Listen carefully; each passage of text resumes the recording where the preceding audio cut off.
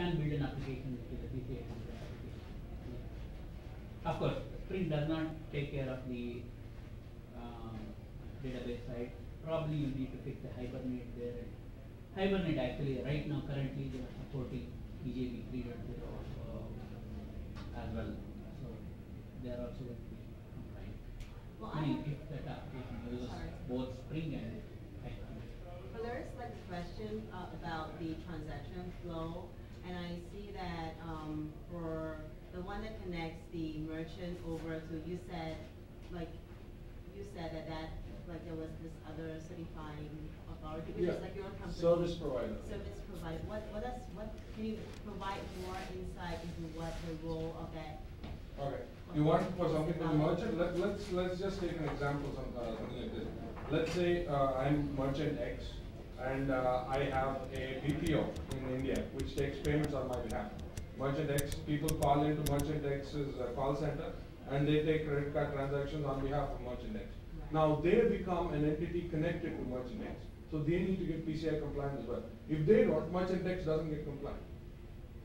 You get my point? Am I making sense? So I am, well, so Merchant X could potentially be a merchant that is located in the US. And then you are saying that perhaps that merchant in the US has a call center that is located in India.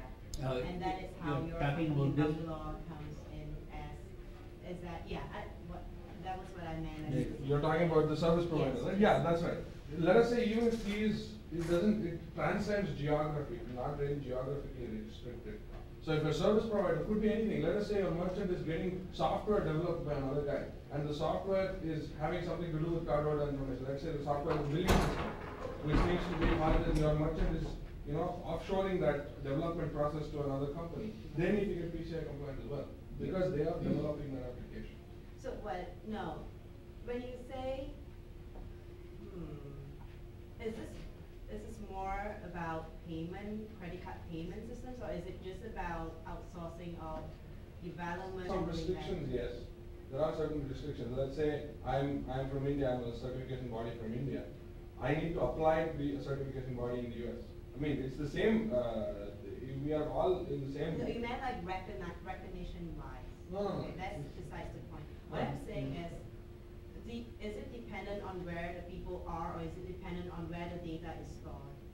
Because if you're looking at certain, in terms of data management stuff, is it more about where the data center is located, or is it not? So, which means to say, conceptually wise, irregardless of where the call center is, because call center, we are talking about people effectively answering phone calls and dealing with like customer service and requests, right? So long as, well, then credit card information could be, like the verification process could be done over the phone. So, and then people would have to like pull out that information from a specific system for the verification process to take place. So when it comes to the certification of that, what would be the primary consideration factor? Would it be where the data is stored, as in where the data center is, or would it be more where the business operations takes place? No, it's more on the data side. Where is your data getting exposed? Let us say, where are the chances of your data getting exposed? It doesn't matter where. Let us say, where are the chances? Like if your data is in a particular, let us say, let me give you an example. We had a bank which we need to get compliant. They have branches in UK, they have branches in the Middle East, they have branches in Southeast Asia, all these places. But they are all not, they're not the main center. They're not business operations. They're just places where they are likely to get card order information from. So we need to make sure that all these places are subject to the same amount of controls. They are subject to controls of the same.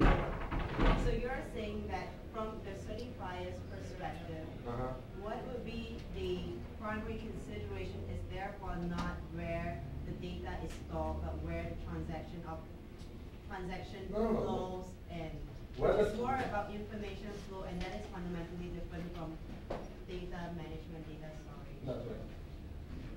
That's the flow of information. Where does it flow? Where is the exposure? Okay. So then, in terms of certifying, you're actually certifying the process, not just. Yes, that's right. You're certifying the infrastructure and process. Not just data. That's right.